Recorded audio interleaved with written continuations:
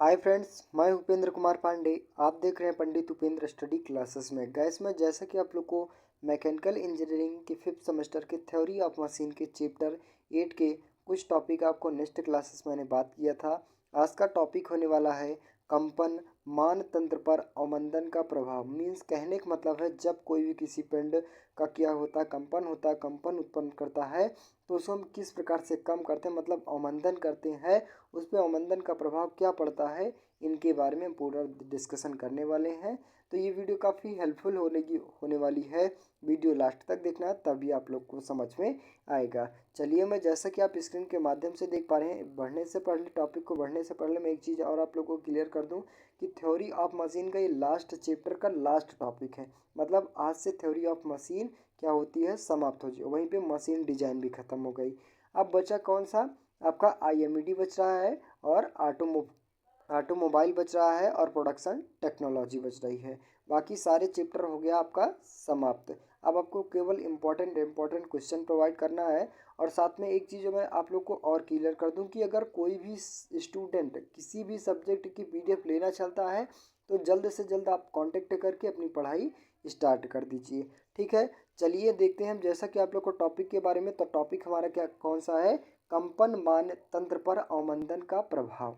ठीक है, ये क्या होता है इनको डिफिनीशन के माध्यम से देखेंगे। तो डिफिनीशन हमारा क्या कहता है, देखेंगे।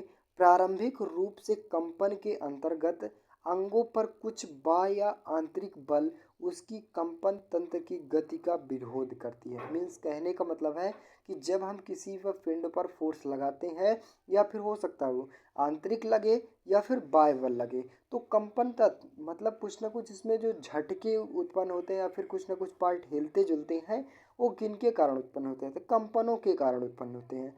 ठीक है, मतलब वो ढीला हो गया, जब उसे फोर्स लगा गया तो क्या हुआ, हिला डुला, तो वही हमारा क्या कहलाता है, कंपन कहलाता है। अब उसका विरोध करते हैं, कौन करता है, तो अवमंदन प्रभाव करता है। आगे देखेंगे, बाह्य बलों में वायु तथा तरल माध्यम का विरोध प्रतिरोध और सतहों का घर्षण बल तथा कुछ दशाओं में डिस्पार्ट या अन्य अवमंदन युक्तियां सम्मिलित हैं।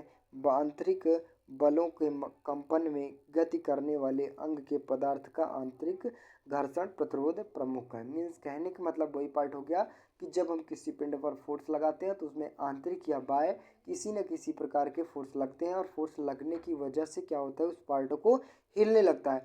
तो हिलता रहता मतलब क्या होता है कि धीरे धीरे वो क्या होता है, जो पार्ट टूट जाता है, टूटने की स्थिति आ जाती है। तो कहने का मतलब उसको मंदन के लिए, अवमंदन रोकने के लिए कुछ ना कुछ युक्तियाँ अपनाई जाती है। जैसा कि आप लोग को स्नेहक वगैरह हो गया, ठीक है, ग्रीसिंग वगैरह हो गया, ठीक है, ऐसे पार्ट अपनाए जाते हैं, मतलब ऐसे चीज़ें यूजेस की जाती है। ठीक है, आगे बात किया जाए। आगे हमारा टॉपिक क्या कहता है, अवमंदन के प्रभाव से कंपन मान तंत्र का आयाम लगातार कम होता जाता है और अंत में शून्य हो जाता है, और प्रत्येक कंपन का आवर्तकाल भी कम होकर अंत में शून्य हो जाता है। मीन्स कहने का मतलब है कि जब हम किसी पिंड पर फोर्स लगा रहे हैं तो एक बार जब हम फोर्स लगाते हैं तो उसका जो पहला वाला आवाज़ होता है वो काफ़ी तेज़ी से बढ़ता है, और तेजी से बढ़ने की वजह से क्या होता है, उसका जो आवर्तकाल होता है वो धीमे धीमे धीमे धीमे धीमे धीमे क्या होता है, एकदम शून्य की स्थिति पे आ जाता है। और जिसका जो कंपन होता है वो भी धीरे धीरे धीरे धीरे क्या होता है, एकदम शून्य हो जाता है। मतलब क्या होता है, उसमें अवमंदन का प्रभाव उत्पन्न हो गया। ठीक है, कहने का मतलब जब हम किसी पिंड पर फोर्स, मान लिया आप किसी पिंड पर फोर्स लगाए किसी भी वस्तु से, तब फोर्स लगाने के बाद तुरंत उसके बाद क्या होता है, उसमें बहुत ज़्यादा कंपन उत्पन्न होते हैं, मतलब बहुत ज़्यादा आवाज़ उत्पन्न होती है। और जब आवाज़ उत्पन्न होने के साथ साथ क्या होता है, जैसा जैसा टाइम बीतता रहता है वैसा वैसा क्या होता है, आवाज़ हमारी खत्म होती चली जाती है। तो वही क्या होता है, अवमंदन का प्रभाव होता है। कहने का मतलब जैसा कि आप फिगर देखेंगे, तो फिगर जैसा कि आप स्क्रीन के माध्यम से देख पा रहे हैं, ये आपका पिंड ले लिया गया। अब पिंड पर हम फोर्स लगाए, पिंड पर क्या लिया गया, फोर्स लगाया गया, और फोर्स लगाने के बाद जितनी आवाज़ जितने फोर्स लगाने के बाद उत्पन्न हुई, उत्पन्न होने के बाद जब हम फोर्स हटा लेते हैं, हटाने के बाद वो धीरे धीरे धीरे धीरे धीरे धीरे धीरे धीरे धीरे धीरे क्या होती है, एकदम शून्य स्थिति पे आ जाती है। कहने का मतलब क्लियर हो गया, अवमंदन का यही प्रभाव कहलाता है। आई होप गैस यहाँ पे आप लोग को कंपन के अवमंदन प्रभाव के बारे में पूर्ण रूप से जानकारी मिली होगी। नेक्स्ट टॉपिक की बात किया जाए, कंपन के कारण, मतलब कंपन किन किन कारणों से उत्पन्न होते हैं इनके बारे में देखेंगे। तो पहला हमारा टॉपिक क्या कहता है, असंतुलन की वजह से।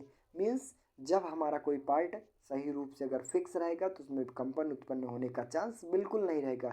और किन्हीं किन्हीं कारणों से क्या होता है, मशीनें ज़्यादातर चलती रहती हैं या फिर ज़्यादा तख्त हो जाते हैं, तो कोई ना कोई पार्ट उसमें टूट जाता है। और टूटने की वजह से क्या होता है, उसमें वाइब्रेशन यानी कंपन उत्पन्न होने लगता है, जिसकी वजह से हमारी जो मशीनें होती हैं वो ख़राब होने की स्थिति में आ जाती है।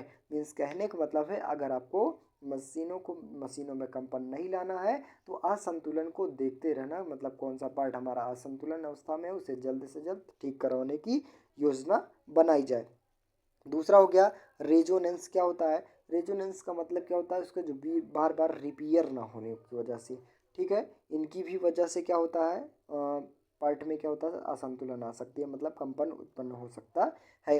नेक्स्ट आपका आता है त्रुटिपूर्ण संरेखन। त्रुटिपूर्ण संरेखन का क्या मतलब क्या होता है कि जब हम कोई पार्ट बना रहे हैं तो उसमें कोई ना कोई पार्ट में त्रुटि उत्पन्न हो गई, या फिर कहने का मतलब कोई पार्ट छोटा हो गया, कोई पार्ट बड़ा हो गया, तो उनकी वजह से भी हम कंपन उत्पन्न होता है मशीनों में। नेक्स्ट आता है खराब बल बियरिंग की वजह से, जो बियरिंग वगैरह हो जाती है उनके भी खराबियों उत्पन्न होने की वजह से क्या होता है, उसमें खड़खड़ाहट या फिर कंपन उत्पन्न होने लगते हैं।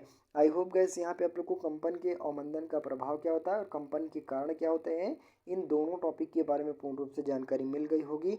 तो बस गैस आज के लिए इतना ही। वीडियो अच्छी लगी हो, चैनल पर नए हो चैनल को सब्सक्राइब कीजिए, ज़्यादा से ज़्यादा शेयर करने की कोशिश कीजिए। मिलते हैं नेक्स्ट वीडियो में, तब तक के लिए जय हिंद।